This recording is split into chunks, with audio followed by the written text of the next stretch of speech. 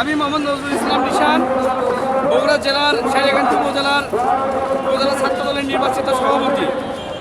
আজকে আপনারা জানেন যে দীর্ঘ 17 বছর পর বাংলাদেশে একটি ঈদের আনন্দ বিরাজ করছে জাতীয়তাবাদী পরিবারে। কারণ এই জাতীয়তাবাদী পরিবার এই দীর্ঘ 17 বছর অভিভাবকহীনভাবে লড়াই সংগ্রাম করেছি আমরা। আর যে নেতার নেতৃত্বে আমরা লড়াই সংগ্রাম করেছি, আজকে ওনাকে আমরা কাছে পেয়ে আনন্দিত, উদ্বেলিত।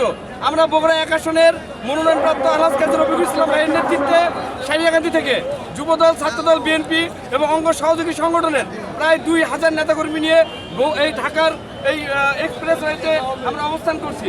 আমরা জানিয়ে দিতে চাই যে দেশনায়ক তারেক রহমানের এই সংগ্রাম গণতন্ত্র প্রতিষ্ঠার সংগ্রাম এবং যাতে একটি বাংলাদেশে এই গুরুত্বপূর্ণ একটি নির্বাচনে লেভেল প্লেয়িং ফিল্ড রেখে যেন সুস্থ সুন্দরভাবে তরুণরা তাদের ভোটাধিকার প্রতিষ্ঠা করতে পারে, এই লড়াই সংগ্রামে আমরা তারেক রহমানের নেতৃত্বে বিগত দিনে ঐক্যবদ্ধ ছিলাম, আগামীতেও আমরা ঐক্যবদ্ধ থাকবো ইনশাআল্লাহ। এবং আজকে আপনারা জানেন যে আজকের এই উপস্থিতি জানিয়ে দিবে যে বাংলাদেশের একমাত্র অভিভাবক দেশনায়ক জনাব তারেক রহমান।